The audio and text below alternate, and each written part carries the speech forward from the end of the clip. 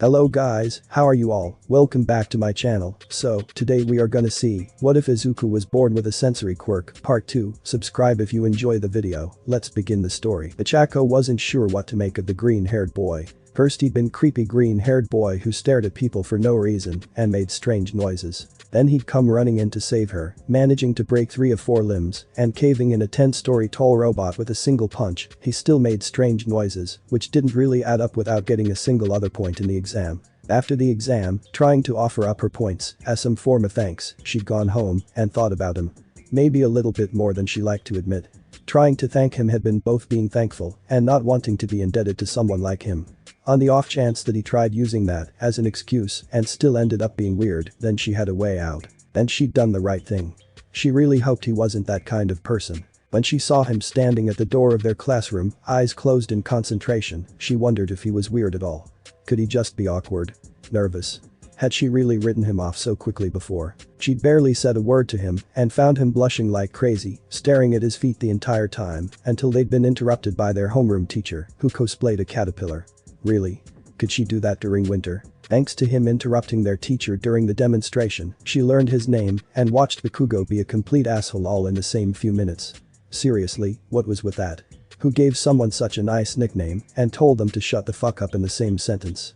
Quietly, she thought they were like the protagonists in an anime or a protagonist and the rival. She didn't like that though, because Bakugo would be a really horrible main character. All her previous ideas went out the window when Midoriya exploded. She'd learned a few things after that, well Izawa abandoned them on the field and Midoriya was ferried to the nurse. 1. Bakugo knew something about it, Kirishima nearly got his hand blown off, so asking wasn't a good idea. 2. Everyone on campus had been affected by Midoriya's quirk. Everyone seemed to have a different idea about what happened, but they'd all heard some crazy noise and no one knew what it was. 3rd, Iida was strangely worried about Midoriya, she'd literally run into him on her way out the gates, and Iida seemed kinda funny, it was none of her business. Later that night, when she thought about it, Midoriya's quirk seemed special. She'd always heard something weird when he was around, and she could remember something weird when he'd smashed the zero-pointer. His quirk must be some sort of sound quirk, but why was he so skittish? Was he just walking around with that noise all the time? Ichako couldn't imagine walking around with power like that running rampant. Midoriya in class was quiet. The entire class was quiet, actually. No one seemed sure of how to approach him. There was an aura of despair clinging to him like his own personal rain cloud, and anyone who got close to asking seemed warded off by it. She managed to approach him during lunch and ask about his quirk, but it seemed really strange. How could everyone have a song? What kind of song was it? Despite her curiosity, he seemed really nervous, so she stuck to regular topics. That seemed to keep him talking, at least, and he relaxed a little bit. Really, he didn't seem so bad. Just nervous and frightened. Ichako decided she would be his friend if it killed her, because he seemed lonely. Watching him before the trial was a bit unsettling. Midoriya seemed to drift from worry to focus to anxious to focused again, and finally to pure panic when their pairing was announced. As he sat wringing his hands nervously, staring at the page, but not seeming to really learn anything, seriously, was he always shaking that badly? A thought struck her. Midoriya is really afraid, isn't he? She'd only meant to ask about Bakugo, because their whole dynamic didn't really make sense, but somehow they'd stumbled down that road and ended up in the really depressing area Ichako hadn't wanted to end up in. Offering up support was what teammates did right. Then why did Midoriya seem so lost? When he stepped inside, he was different. He'd spent the last minute of preparation time thinking quietly, without all the worry in his face. Suddenly he was ready, and he knew more than she'd expected. She followed him because she didn't have anything better and because she was sure he needed a partner. Not someone trying to fight him. She watched from the corner as he baited Bakugo and flipped him. She watched Midoriya flip Bakugo over his shoulder, despite shaking like a leaf. Bakugo climbed to his feet, just as confused as she felt. Midoriya took off down a hallway and Uraraka felt something urge her forward. Finding the rocket was easy with the top floor so empty. When she peeked around the corner and saw Iida getting into character, though, she lost control. The fight wasn't easy on her stomach, but she held it together. Something was coming. What, she didn't know. But she could feel it in her bones. Midoriya would. Ichako and Iida both paused when they heard it. Unlike the day before or the zero-pointer, the song came quietly. A few beats from beneath their feet, echoing quietly and gradually becoming louder. It sounded familiar and at the same time like nothing she'd ever heard.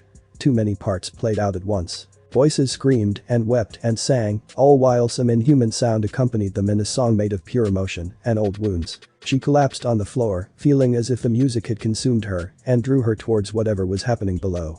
For a brief terrifying moment, she cowered behind Midoriya, caught in the throes of a hurricane. Her hands reached out and touched Midoriya's shoulders, holding him up as he sank back beneath the downpour. When he turned and looked over his shoulder, she caught a glimpse of his smile. The storm broke overhead and sunlight wreathed Midoriya and everyone standing behind him. Ochako stood beside a smaller woman with green hair, both of them dwarfed by All Might. Bakugo appeared for a moment, standing beside Midoriya and staring up at the storm with a smile, only to disappear a moment later. As he faded, Ochako looked up and saw him flying in the sky over the storm, looking down at them. The storm convulsed, converged, and descended like the wrath of the gods, and Uraraka felt her grip on Midoriya's back loosen. All Might and the other woman disappeared, leaving her alone at Midoriya's back. She stared as he drew back an arm and laughed in the face of what had to be the end. Ochako was ripped away as Midoriya began to glow. Now, Uraraka. The music died, the world held its breath, and Ochako leapt up to grab the pillar at her side. When the floor exploded and flew towards the ceiling, Ochako grinned. Hero Demons. Ochako and Iida watched Midoriya being taken away with a sense of awe. It was the only word that could describe the feeling, but it didn't quite describe how empty it felt. As if someone had left a cave in their chests and they could only stare at the ceiling in awe of the size. Whatever they'd seen, it wasn't normal. She knew that. Midoriya's quirk had created that. He'd spun them all together, as if they weren't only school kids, but characters in some epic tale. She glanced over at Iida before they left the building and followed his eyes to where Bakugo was being escorted by All Might. That Bakugo was the storm, right? Iida asked, voice full of uncertainty. Ochako frowned. I'm not really sure what that was. She glanced over at Iida again. Where were you? I'm not sure. I was caught in the storm while watching from the ground, while Midoriya. Iida clenched his fist. I don't think I was supposed to be where I was. I wanted to be with Midoriya. Ochako knew what he meant. How did we see that? Iida's voice grew raspy. Ochako sighed and grabbed his arm, pulling him forward. Something about a fated battle between men, I think. Ochako was glad Iida got the title of VIP, even if they knew the truth. Bakugo looked wrecked, for lack of a better word. If her stomach hadn't been acting up, she'd have asked if the others had felt Midoriya's quirk even here, in the control room. The three of them filled into the crowd as the next teams moved out and the short girl with the earjacks nudged her arm. Hey, did you guys hear anything weird while you were out there? Ochako blinked. Yeah, but it was more than that. The girl's eyebrows rose. Ochako looked at the screens, watching as the new teams filed into a new building, but remembering what it felt like to be beneath the storm. I don't really know how to describe it. Even though he was 2 floors beneath us, it felt like I was fighting right alongside Midoriya and Bakugo. At least for a second. Giru stared at her for a moment before she nodded and turned back to the screens. Ochako watched the rest of the class chatting as they packed up their things. Part of her wanted to join them. The rest of her felt as if her energy had been totally drained from the trial.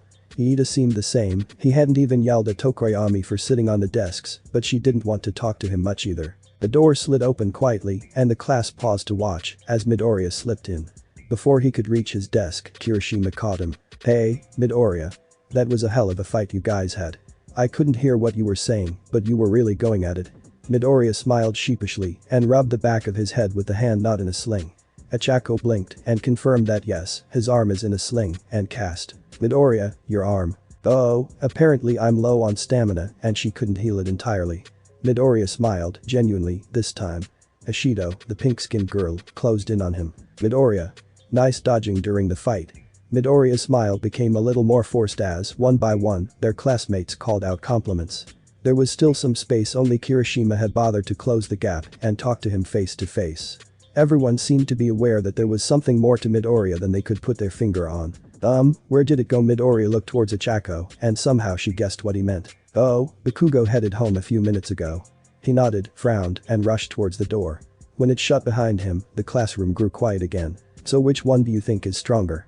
Kaminari broke the silence, glancing towards the back of the room. Midoriya or Todoroki? Ochako headed towards the door as the debate sparked up and died, ignoring the answer entirely. She watched as Midoriya and Bakugo had a shouting match on the path and she hugged her arms. After 2 days, she had no idea what to think about Midoriya. Why couldn't she stop thinking about him then? ACT. The past is a mirror and pictures cut deeper than they thought. 1, 2. Waves float up the shore, calmly echoing across the beach. A gentle wind blew, but there was nothing behind it. 1, 2. Heavy shadows blanketed the beach, leaving empty space between the songs. Echoes changed and drifted feebly in the emptiness until they finally died out. 1, 2. The song of the ocean was deeper than anyone could ever truly understand. Clouds drifted too far overhead for him to be sure, but the song of the sky was gentle, as a whisper on clear mornings. 1, 2. The morning was calm and silent as nature ever could be. 1, 2. Izuku's eyes were closed and focused. Directed inward, where he could feel the pulse of his song. His song was long and sleepy from being on the beach at 3 am. Peaks were no different from the tiny waves that gurgled up ashore and trickled out again between the swells. Between the ocean and the sky, Izuku's song was something like the sand. Even deeper than that was another song. Slowly, Izuku was learning how to pick apart the chaos of One for All. Trapped within Izuku's song, One for All had no choice but to relax in the early morning stillness. 8 different songs, all woven together at their peak, made up the quirk Izuku had received from All Might. He could see All Might's music pulsing within the concert as sunshine stood out at midday in the summer. Just before All Might, a magenta song stood firm, despite the heavy burdens dragging the corners of her smile. Furious orange pulsed before that, and a light green trudged onward before that. Red, blue, and white sang quietly at the forefront of the song. Across each song, Izuku could feel them weakening as he played them back. White played feebly, with traces of sickness and misery laced heavily through the song. Sickness and some sort of static that Izuku couldn't identify. Almost as if, instead of being a part of the song, it was pressed onto it like a brand in the shape of someone's hand. But that was impossible, right? Izuku sighed, listening to the song's pulse inside him. He decided to ask All Might about the static. For some reason it was vaguely familiar. He reached out and took hold of the power, thinking of All Might's power. A grunt escaped him as One for All filled his veins and muscles. Slowly, as he'd learned to do after the entrance exam, he took One for All into his entire body and held on for dear life. Izuku's song changed. One for All filled his song with the strength and hope of all those who'd borne the quirk before him. More than that. Deep in the song he could feel the strength of everyone who'd supported those people woven in, like a gigantic tapestry of heroes masquerading as a quirk. Just like yesterday Izuku thought of his fight with Bakugo. Feeling All Might and his mother and Uraraka and weaving their songs into his own and lending him their strength, if only in spirit. But it wasn't only in spirit, was it? One for All takes the voices of those who need help and combines it with brave hearts, he said. Does it actually work like that? Filled, as he was with the strength of One for All, Izuku felt as if he was about to break. It took all his strength not to move, to focus on the song. Carefully, he opened his eyes. Maybe I can try some things with my quirk. Izuku watched the ocean roll in and out, keeping his breathing even, and took hold of the combined quirk. Slowly, he eased up on the control he'd kept over his quirk. Just as slowly, he heard the song of Izuku, All Might's successor, coming to life across the beach. When he loosened control entirely, he winced. One for All was a little too powerful for him to leave unchecked. The sound played across the entire beach easily, and since he was the source it rattled him down to his bones. As he turned the volume down, any idea struck him.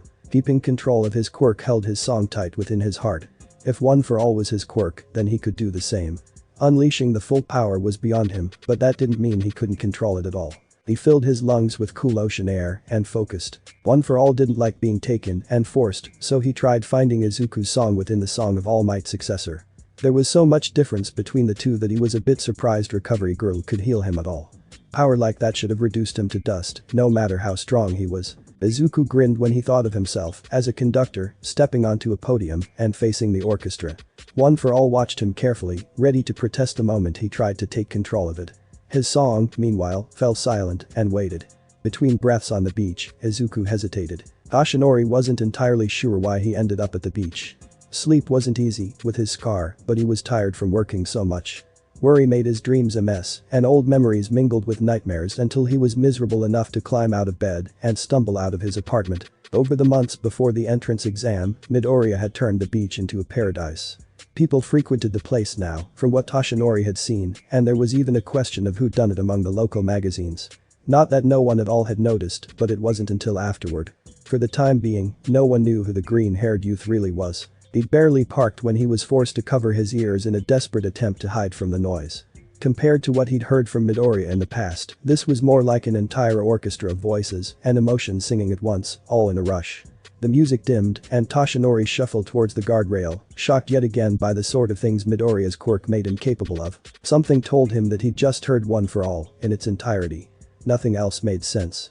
Maybe it was arrogance, but he wanted to believe that only his quirk, the legacy his master had passed on to him and he had passed to Midoriya, could be capable of such a terrifyingly awesome sound. Midoriya was there. Toshinori didn't bother wondering why. If he asked his protege, he'd have to ask himself. He didn't want to think about why he was there. At least, for the moment, he knew why Midoriya hadn't been sleeping much. What surprised Toshinori was that the boy was glowing. Lightning arced off of his skin in gold and orange and white and red and blue flashes. Slowly, though, the glow and the colors faded. Toshinori gaped as the minutes passed and Midoriya was left sitting there, suffused in a faint shine and arcs of lightning similar to the color in his eyes. A grin split his face and he shook his head, but when he shut his eyes, Toshinori stood at the foot of a mountain. Littered across its slope were countless shadows, all flickering and staring towards the sky, same as Toshinori. Clouds hid the top of the mountain, but well above any of the other figures stood one that glowed with the fierceness of the sun itself. Bolts of real lightning struck the crag on which the figure had paused, looking down across the slope and flashing a wide smile in Toshinori's direction. All around him the shadow's form solidified and the clouds overhead shrank back before his light. Someone cheered and the cheer took hold. Everyone on the mountain cheered him as he took another step up the mountain and they followed him quickly as they could. Toshinori opened his eyes and leaned on the rail, content to watch as Midoriya's glow fluctuated.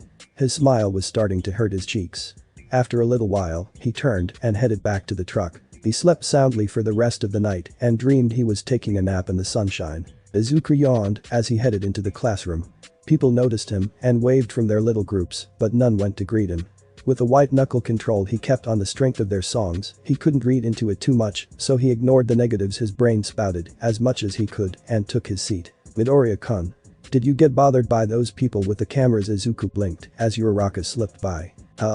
People with cameras? Oh, I saw a crowd so I found another way in. Uraraka gave him a look. A lot of people were confused by Izuku. He didn't talk much and people in school tended to avoid him before, so he wasn't really sure exactly what it was that confused people. He took a wild guess.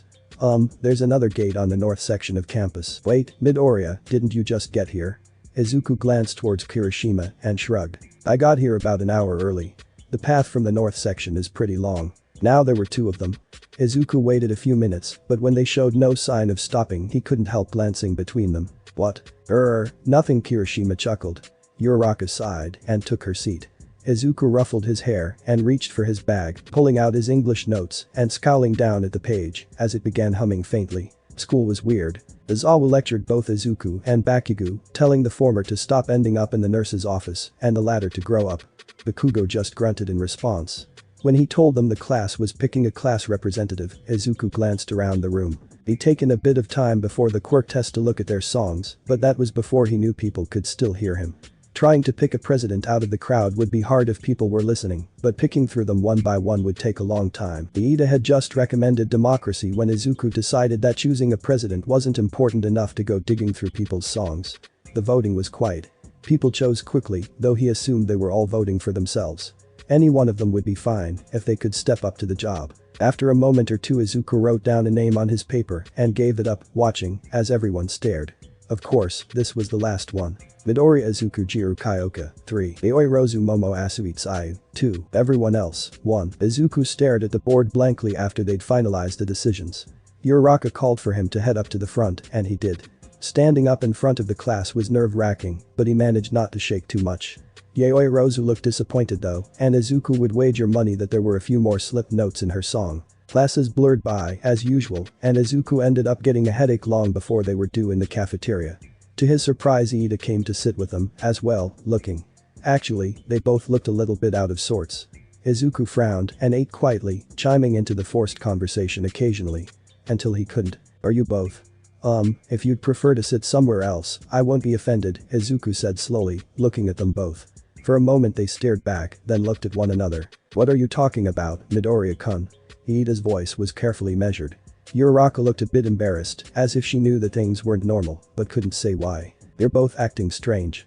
Even if I didn't have my quirk I could tell. I'm glad you're here, honestly. I like both of you. But if you'd be more comfortable sitting elsewhere I won't blame you for that. Izuku set down his chopsticks and watched as Iida's expression gradually changed from careful to curious and cautious. Midoriya, may I ask, what is your quirk, exactly? Iida asked quietly. After a moment Izuku frowned. It's called Soul Song. It plays people's emotions and history as a song. Iida blinked and waited.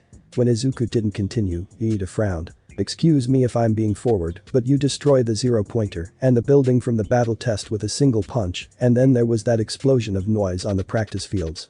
If I hadn't been in the battle trial yesterday I wouldn't believe you at all. After what we experienced, though, I don't doubt you. Is that really all there is to your quirk? Iida managed. Izuku hummed. Well. The explosion was just a bad day. Uraraka's eyes widened a bit and Iida grunted in surprise. Izuku shrugged. I'd been having some trouble controlling my quirk since it was getting stronger and Aizawa-sensei erased what little control I had. But I figured it out a little more and I think it's okay now. As for super strength, sometimes when my adrenaline gets pumping I get a power-up. I'm working on that. Just a power-up, Uraraka muttered quietly to herself. You destroyed a building. That's super strength, I guess. Izuku scratched his head. Lying about one for all didn't sit well with him. But he couldn't tell them he had two quirks either. Like I said, I'm still getting that under control. But, what did you mean after what happened? Did my quirk do something to you guys? They shared a glance. Uraraka pushed her tray away from her. Izuku's eyes widened. If Uraraka was pausing her meal, it was serious. Yesterday, when you fought Bakugo. Iida took a breath. We were fighting above you, but in the middle of it we heard a noise. I've heard your quirk before, but not really clearly, and not that loud either. Uraraka stared up at him, eyes wide. Her eyes were too innocent, Izuku thought. Permanent puppy dog eyes. Eyes like that were too powerful. But yesterday it was really loud. Yes. Once we heard it we were confused, and then I'm not entirely sure how to describe what I saw. It was a hallucination. Like we were still looking at the floor, but at the same time there was this big storm, and you were there looking up at it. Wait, you saw that? Izuku paled. They nodded. I'm so sorry, both of you. I didn't think anyone else would get caught up in it. Bakugo didn't. Damn it, that's not. Bakugo was there, too. Uraraka said. Her voice sounded wistful, like she was remembering something she didn't want to forget. It was so real. But it didn't make any sense either. I'm sorry, I'm so sorry, Izuku groaned. I'm still working on controlling the output, but yesterday I guess I lost control again. It's fine, Midoriya. The outcome would have been the same regardless, I'm sure. Iida said. But after experiencing a vision like that and hearing sounds that I can't describe, I'm curious about your quirk. Izuku dug through his hair nervously. I guess what you heard were emotions. Emotions played out like musical notes. My quirk, it lets me hear everyone's song. Everyone has a song, and they don't make sense unless you use metaphors. What's my song like? Uraraka blinked innocently and Izuku grew red in the face. Can I show you if you'd like? After a moment, she nodded. This may get a bit loud, Iida, if you're right next to her. If Uraraka doesn't mind, I'd like to try listening. Uraraka smiled and nudged him. Izuku smiled weakly. Okay, just, whatever you hear, it may not make sense at first. So Izuku trailed off, then took a breath and reached out. Keeping the locks on his quirk, Izuku chewed his lip and tentatively reached out to Uraraka with his quirk. She wanted her song, not their song. Izuku was sure mixing his song with the girls would have set him on fire. Control was unsure at first. His song and Iida's both grew louder and he had to force them down. Pulling only Uraraka's music made him sweat a bit from the exertion, but eventually, he let it play softly across their table. One bubble popped, then another. Gradually the music played out, gentle, as a spring morning with all the smoke and sunlight of a frozen stream bank. Her darkness was there, rumbling quietly beneath the rest of her music, but it was quiet in comparison to the airiness of the tune. A deep resonant string played harmony with pearly keystrokes and wind chimes. Izuku sighed as the music leveled out, just loud enough for the three of them to hear. Uraraka's eyes widened until she was staring at him, staring through him, and Iida was listening with an unreadable expression. After a few minutes Izuku let the song fade, pressing the volume back down to a quiet hum.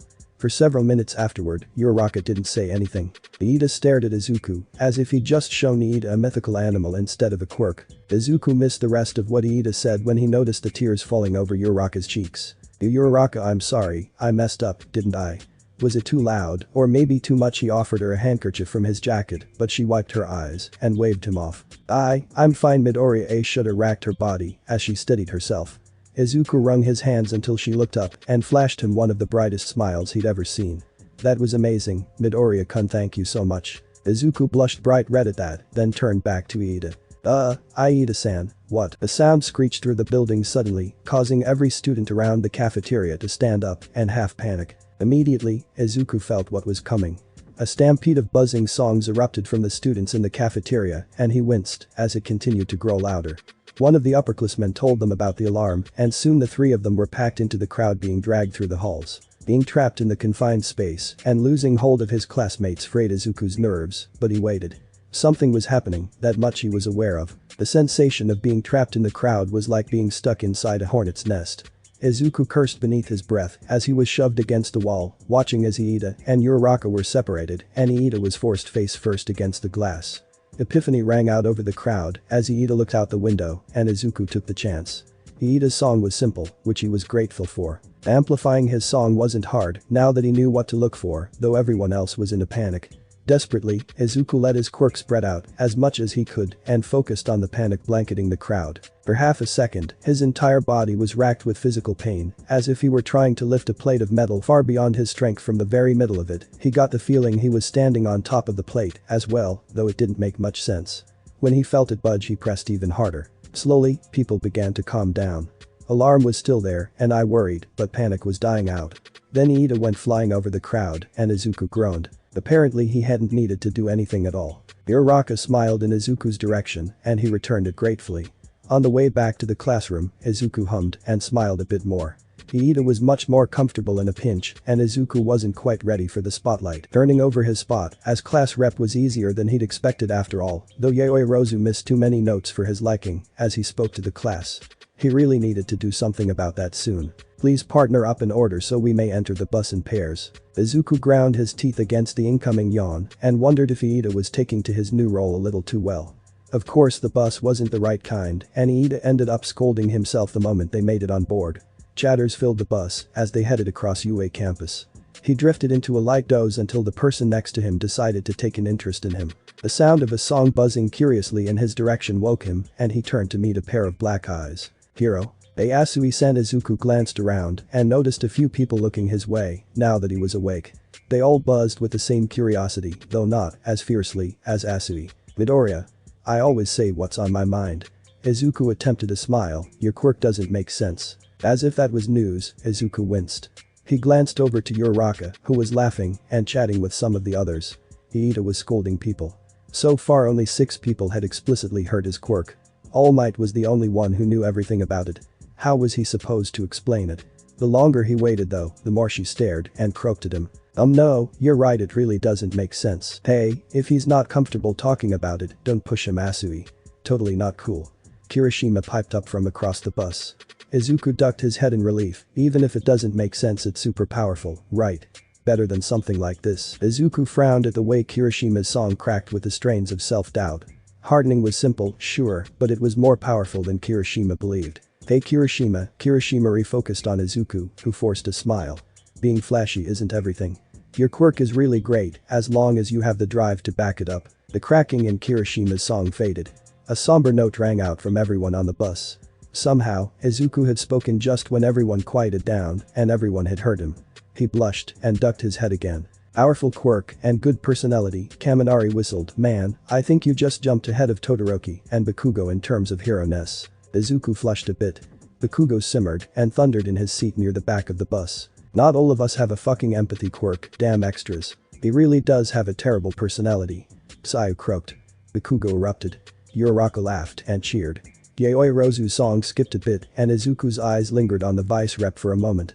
Just long enough for her to notice and for him to sheepishly glance at the floor. With all the control he'd gained of his quirk, he was forgetting just how much he needed to control himself as well. As they got off the bus and peered up at USJ, a peal of fanfare interrupted the class.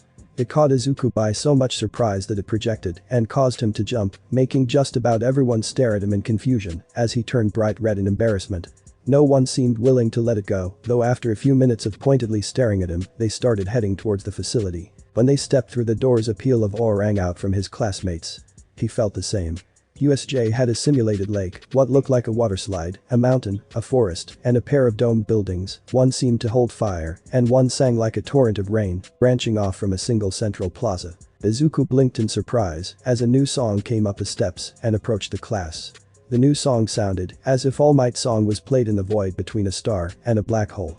The endlessly hungry maw of the unknown sapped at the edges, but starlight rang out ever alien with a trace of solar wind blowing through it like laughter. "Space hero." 13 stepped up to exchange a few words with Aizawa in regards to All Might. Judging from the 3 fingers, All Might was out of time. Once the worry for his mentor passed, really, Izuku wasn't surprised that All Might used up all his hero time. He noticed the adoration pouring off of Uraraka, and he couldn't help but join in. 13 rambled a bit, but their message was inspiring and unique. Carrying All Might's power made Izuku hyper-aware of the implications that a pro-hero faced. Villains were the ones who used their power carelessly. Pros were the ones who trained their control to an extreme and were rewarded for their effort. Izuku paled when the sound in the room died. 13 were still talking or finishing up. For a moment, Izuku thought Aizawa had turned on his quirk, but even the drone of Aizawa's erasure was absent. He ran to the head of the steps and stared down at the room, searching.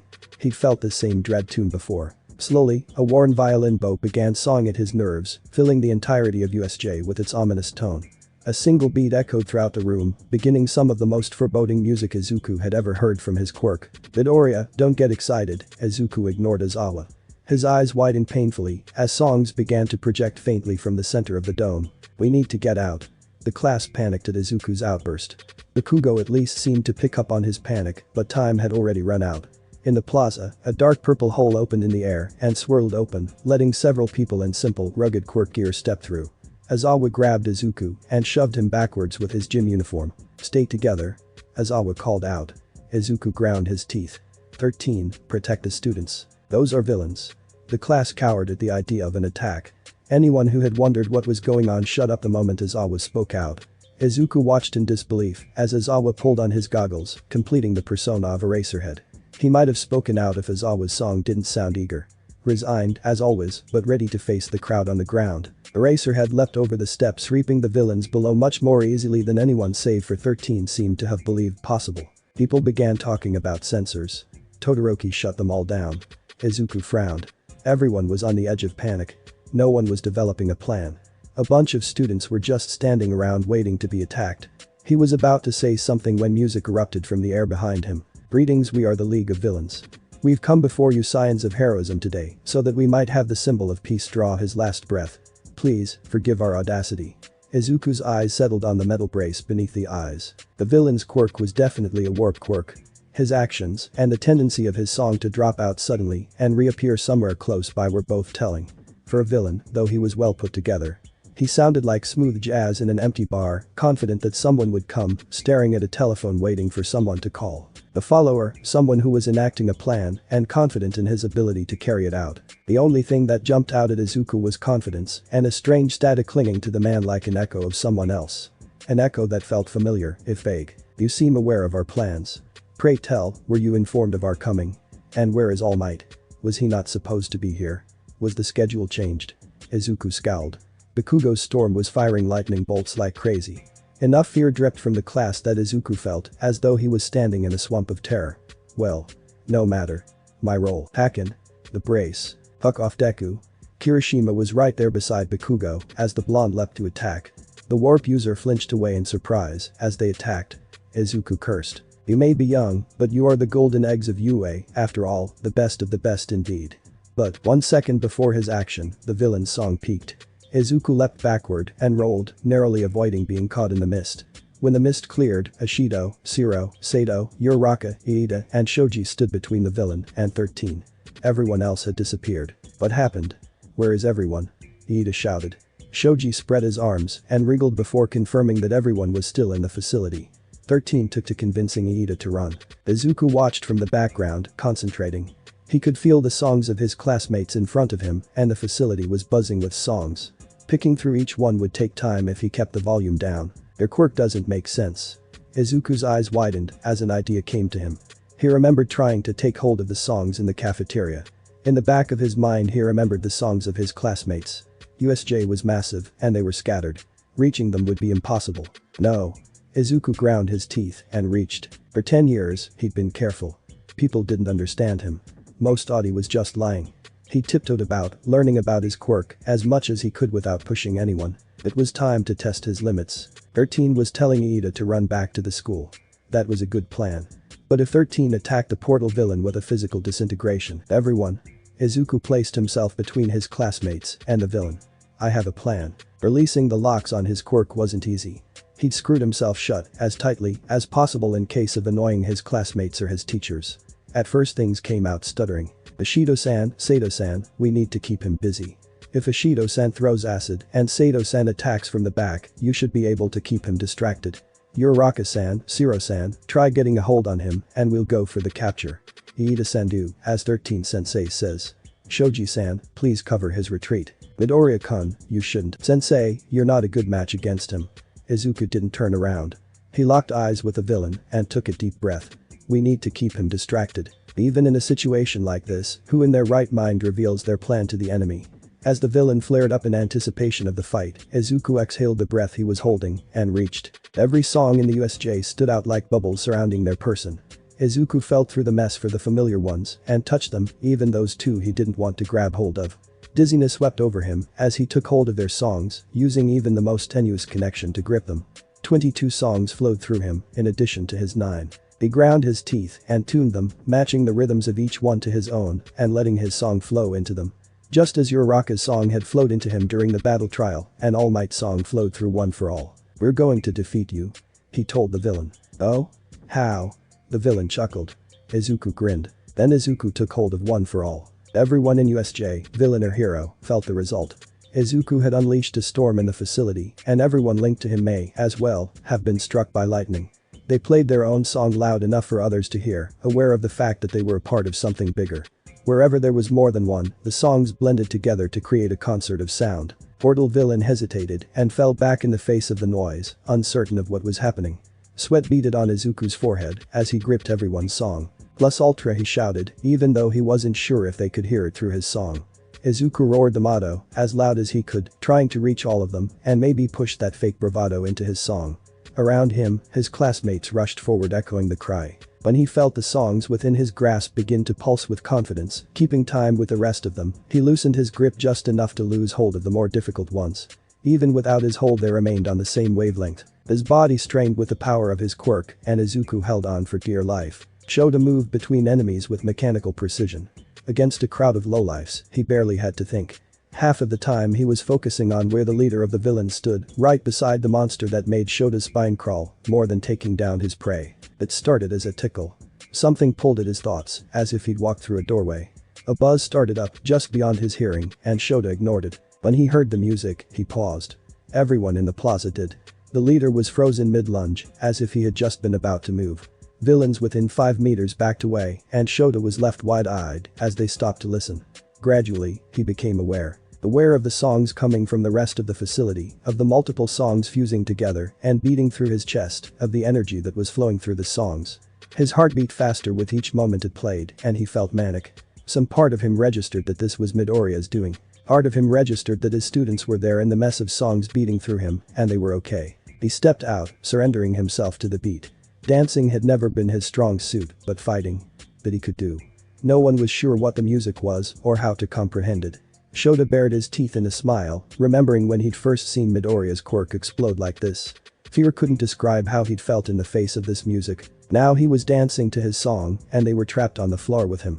Eraser had lunged and flipped through the crowd like an angel of death chaining prisoners to hell. Izuku grinned when Shoji caught the portal in his arms and Iida finally made it to the doors. Everyone had managed to keep the villain on his toes during the fight. A few strands of tape hung from the brace around his neck as he backed up towards the stairs, facing all of them down as Iida tore out of the USJ. Damn it all, I seem to have failed. That's game over. The villain slipped into the floor with his words, leaving them all to sigh in relief and take a breath.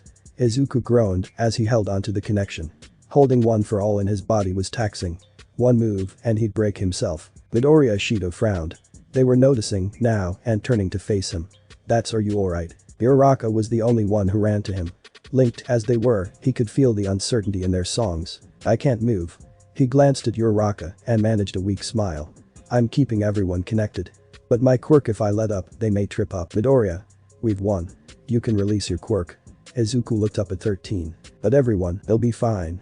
Take care of yourself too. Izuku sighed and released the connection. He nearly collapsed from exhaustion when the music calmed down. Something told him they wouldn't fall out of sync easily, but it nagged at him nonetheless. If anyone was hurt because he couldn't control his quirk better, you all need to evacuate. 13 were shouting over them, now. Sensei, wait. 13 looked down at him. There's something down there. a monster with multiple quirks. Azawa-sensei is fighting the crowd, but if that thing moves, he doesn't stand a chance. We need to help him. I'll go, Midoriya, but you all need to get out of here. We're here to protect you, after all. Midoriya. 13 cut him off. He bit his lip and nodded. 13 turned towards the stairs and hurried down the steps, leaving them all feeling a bit hollow. In the wake of Izuku's connection, they felt alone. Useless, even. Each song in the entrance rang with that same sorry peal. Izuku reached out again, looking for the songs. Beneath them, in the plaza, Eraserhead was still fighting. He held the advantage for a moment. Their boss hadn't moved, and Izuku was glad. As long as that monster beside him didn't move, they had a chance. Midoriya, we should get out, Uraraka muttered. I want to stay here. Just in case. No one objected to that. Izuku bit his lip, then took a gamble and reached out to his left, where a silent song beat quietly in its cage. He reached out and touched it, then fed his worry into it and linked him to Eraserhead. If it's him, maybe we can stop them. Shota felt the music taper off as he tossed a pair of goons to the edge of the plaza. They were barely worth being called henchmen, let alone villains. His music didn't disappear entirely. He could feel it humming through him, ready to devour the next quirk he looked at and whoever stood before him along with it. It filled him with a confidence that he never thought he needed. Vaguely, he was aware of 13 running down the steps and the portal villain rising from the stone beside the leader. Shigaraki Tamura. Kurogiri, the leader, rasped. Shota filed their names away for later. What happened? 13 is here. I was unable to fight off the students. One of them escaped. Shigaraki growled. Shota scowled in disgust as the leader began scratching his neck like an animal. If you were to warp gate, I'd kill you. They're all coming. We don't stand a chance. We need to leave. Shota's stomach churned when Mineta gave a small cheer. They'd been so close to the stairs he caught sight of 13 pushing them up the steps before slowly entering the plaza. Good. But just leaving like that doesn't sit right with me. We came to send a message, at least. Never in his life had Shota ever felt the air physically go stale the way it did at that moment. Midoriya's quirk died, along with 13 and Shota's songs. Nothing moved for a breath, and Shota felt fear ripple down his spine in anticipation of the next move. Nomu. The beaked monster perked up. The tugging sensation returned, and Midoriya's quirk buzzed to life in the back of his mind. Midoriya was exhausted. Despite the energy rippling through the song, the impact was low. Still, he felt determination cover the fear tainting the air. A moment later his song flared to life, along with 13's, and a quiet, steady beat to their left. Behind the villains, a storm thundered to life, bolstered by something tossed about in the sea beneath it.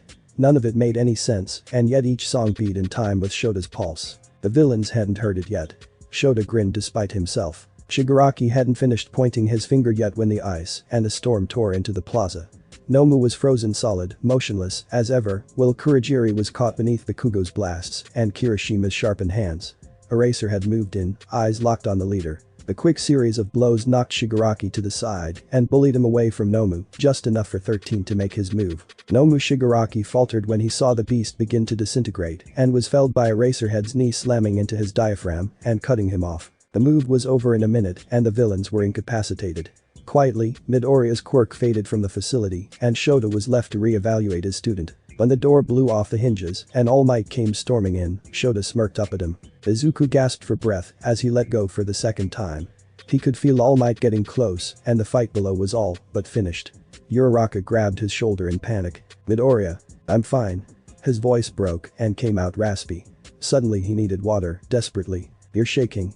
Uraraka yelped. Plus ultra, he hissed as he forced himself to stand and stumbled towards the steps. Then the door blew off its hinges and a lot happened at once. It didn't take long for him to realize what happened. All Might entered like a titan staring down at the villains who'd all been defeated. The portal villain took it as his cue and opened a pair of portals, sinking both himself and the handyman, who'd been tied up in Erase Reed's capture weapon but left on the ground, into the floor. When the portals closed, Bakugo threw a fit and Eraserhead stared at the floor as if it had betrayed him. Izuku was glad they were gone. Handyman's song made him want to vomit almost as much as that monster's song had. But All Might so close, he finally felt safe. Safe enough to let himself collapse and the darkness close in on his vision. The bus ride back to campus was quiet. Once they'd talked to the police, the gravity of it all had set in. Somehow, they'd faced villains and avoided being injured. But even more than that, Bakugo, everyone turned when Yaoi Rozu spoke up. Bakugo turned his head and scowled at her. What happened back there? That was Midoriya's quirk, right? Who the fuck cares? Bakugo muttered. Kyoka sighed. Just tell her, asshole. She barked. Bakugo glared at her, and she glared back. Yeah, it was that bastard's quirk. What of it? Bakugo spat. It was so different from the last time. Yaoi Rozu trailed off, twirling a bit of her ponytail in her lap. Kyoka stared at her hands. None of them knew the half of it. When the music had started, Kyoka had nearly lost her mind. All over the facility, music had erupted from the students. At first it had been painful and confusing. She almost lost her grip on the short sword Yaoi Rozu had made for her. Suddenly she wasn't standing on the mountain anymore. She was riding the music like a wave, caught in the rush. Fear hummed through her bones and made her jittery. Excitement pulled at the edges of her smile, forcing her to grin. Anxiety and insecurity were drowned out by confidence and absolute certainty, all coming from different people. Ioka had been aware that the song in the mountain was smaller, consistent only with her, Yaoi Rozu, and Kaminari. It was a nice song, but she'd heard something else, too. From the entranceway, she could feel the source of it all humming like a massive speaker turned on max volume. Faintly, she recognized the pieces from across USJ coming together in a massive symphony, as if Midoriya was weaving the sun, stars, and the entire planet into a song, and playing the voice of the people for the vocals. All the sounds in the song made her feel. Somehow, in the span of a moment, she felt her classmates pouring through her like a current. It was beautiful and terrifying at the same time. Like staring into an abyss of things Kyoka wasn't even sure she wanted to understand. But you all felt it too, right? When he yelled. Ashido asked hesitantly. Everyone nodded or shrugged. I didn't hear him yell, but I could feel it. Ajiro twisted his hands. What was that? That fucker's quirk. Bakugo hissed, it's why Deku is fucked in the head. Hey. Uraraka shot to her feet. Don't you dare say that. If he hadn't done what he did, who knows what would have happened. Nothing, round face. Bakugo barked. It's a useless quirk, just like Deku. Didn't stop him from kicking your ass. Kaminari muttered. Bakugo growled, but didn't fight back. Kyoka smirked. Whatever that was, Kirishima stared at the ceiling. I think we owe Midoriya thank you. What he did was pretty manly. She frowned. Midoriya was carried out on a stretcher and taken by ambulance back to the nurse's office. 13 had said something about extreme exhaustion. Were the villains scary in the first place? Or had Midoriya actually saved them? Ioka didn't want to think about what would have happened if they'd been alone. She agreed with Uraraka for some reason. Midoriya had done something important. Izuku groaned as he woke up. The world was fuzzy and quiet, which was good and bad. When he tried sitting up, a hand pushed him back to the bed. I'm glad you're awake, young Midoriya. Izuku gave All Might a faint smile. They're all okay, right? The words strained his throat, but he'd spoken before he even realized it. All Might grinned. Yes. Everyone made it out safely. Gee good. Izuku relaxed a bit. The recovery girl shuffled into view at the end of the bed. Somehow, you managed not to injure yourself this time. But exhausting your quirk is almost as bad, you know. The old woman told him. Izuku glanced at All Might. I'm not sorry, Izuku managed. The recovery girl sighed. Geez, you boys are going to be the death of me. All Might cleared his throat when she was finished, and Izuku spun to face him. Young Midoriya, what happened? Everyone mentioned you used your quirk, but they seemed confused about what you did. I'd like to be able to tell Izawa. All Might looked cautious. As if he were worried Izuku would run away or be offended. Izuku wasn't sure what to make of that. Izuku's headache was a bit of a headache, but he pushed it out of the way. I just played everyone's songs. Use real words, boy. Explain it so that we can understand. The recovery girl called. All Might chuckled. I've experienced something like that before, my boy. But All Might spread his hands, as if he were grasping at straws. Izuku took the hint and nodded. When they all got scattered, I was at the entrance. My quirk lets me hear songs, but sometimes I just sense them on the edge of things, you know. Like peripheral vision. I never really tried it before, so I kinda reached out and grabbed onto everyone. Then I let the songs play out loud, and I tuned them so that we were all on the same wavelength. Beat. I don't know, it's hard to describe. You tuned them? All Might frowned. Izuku sighed. I can play with the songs, you know. Not interfere or change them, I can only do that to my own song. But people's hearts beat in time with their song. And I think, maybe, that it helps keep rhythm with how you move. So when I tuned the songs and made sure everyone was on the same wavelength, I kinda forced myself to be confident. And that rippled through the chain. Plus, Izuku licked his lips and took a breath, plus when everyone was connected, I think it helped calm everyone down. Plus ultra right. All Might laughed when he managed a weak smile. My boy, I'm shocked each and every day by how much you grow. I'm proud of you, you know that. All Might tapped the end of the bed, careful not to touch recovery girl's patient. Izuku felt tears well up in his eyes. Don't start. You're dehydrated, as it is. The recovery girl smiled at him, despite snapping. I guess I can't be mad if I'm hearing you right. Although, you should try not to push yourself so much. Izuku nodded, sealing his lips tight against the faint cries that tried to escape him. Rest up, young Midoriya. Your mother will be here to pick you up soon. All Might sat with him for a few minutes before he slipped into a doze, and before he knew it, he was heading home. Izuku was used to being trapped in darkness. Listening to songs for so long had taught him how to really listen to something, how to block out everything else until the sound rang all around the void and through your person. He knew how to open himself to the sounds and how even regular music could be felt. This wasn't that type of darkness. Voice whispered things and laughed at him. When he asked, it yelled at him and turned into hushed whispers. The darkness pulled at his gym uniform, dragging him deeper and yanking on any part that it could grip. He moved through the darkness as if it were quicksand, all the while dreading the sounds waiting for him at the bottom. Slowly the voices faded and the sounds grew louder. Behind him, he could hear the song of the monster. He knew it was dead, but he touched it when he was looking for Izawa. It didn't take much to guess why that song was a part of his nightmare. It was mostly screams of agony, the feeling of being stitched together and torn apart from the inside out. Pain was all that was left of the human's song. As if that weren't enough, someone had taken those screams and spun them into a net, caging 4 quirks inside it like angry hornets. Izuku could hear them, and he could guess what they were. But it's dead. 13 killed it, and no one was hurt. Izuku ground his teeth and ignored that song. A few moments later he realized just how much of a mistake shutting out the first song was. The second song was chaotic and listless. Game noises, classic and new, blared through it and twisted the emotions inside into a broken electronic tune. A voice like a child's wailed and screamed in rage at the front. Izuku could hear the same child crying beneath the layered vocals. Rusted metal and fresh rot filled his nose as he sank into the shadows, drawn closer and closer to the noise. Familiar static traced the edges of the song like a cobweb. Deep inside Izuku's chest, he felt something flutter. He giggled, then slapped a hand over his mouth. Even though he wanted to be sick, he giggled like a drunk. Madness. His eyes widened. He'd wanted to ignore the bloodlust clinging to the song like a broken scab. He'd never wanted to feel like a child drowning in a swamp of blood. The song continued like nails on a chalkboard, digging into his ears while it made him laugh out loud. Izuku had never wanted to tip All Night to pieces. The voice pulled at the edges of the song, plucking notes that shouldn't have been there and throwing the whole thing even further off tune. Trapped in the sticky tar-black void, Izuku screamed. We've got nothing on a Shigaraki Tamura or a man named Kurogiri possessing a warp quirk in any registry, Tsukauchi said. We've interrogated everyone caught by Eraserhead during the event and we've even got sketches of both of them. But so far, we've got no leads on either. The Nomu that was caught and injured with 13's black hole has regenerated but won't respond to any sort of communications. It's entirely comatose, besides breathing, eating, and drinking. I see. Thank you for your report, detective. Was there anything else that stuck out? Nezu quipped. Tsukauchi frowned. Only one. They were recruited by what they call the League of Villains to kill the symbol of peace. Each of the villains we picked up said the same thing. Apparently Nomu was the weapon that would do the trick, but we've seen how that turned out. Tsukauchi coughed into his hand. Speaking of which, everyone at the scene mentioned a boy, someone named Midoriya. He was sent to Recovery Girl after the attack, so we never got to talk to him.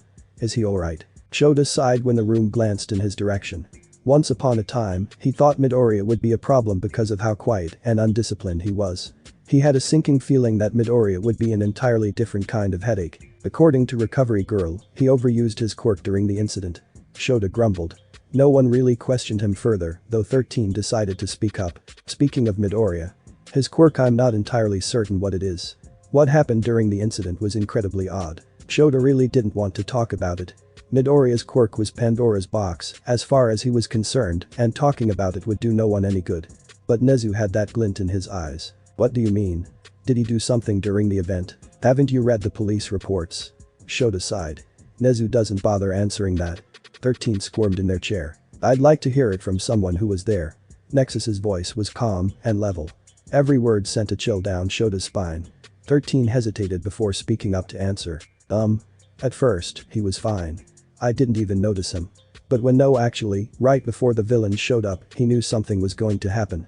He panicked and said we needed to leave, as if he were afraid for his life. Then the portal opened, Shoda frowned. 13 continued, what doesn't make sense is the scope of his power. Sensory quirks are odd, of course. But when he used his quirk on the students, it felt like everyone was connected. I couldn't even begin to describe what we heard. The music was beyond me. Everyone affected felt something though. Midoriya overwrote their panic and fear and encouraged them to fight. Somehow it felt as if they could predict each other as well. Like an experienced pair of pros who know one another well. He never moved while using his quirk. It drove him to pass out from overuse. But somehow, he managed to gather everyone and make planning the fight basically unnecessary, on top of turning an ambush into a fair fight. The quirk able to synchronize a group that large sounds like Mandalay. Snipe offered. Not a bad thought. But 13 is right.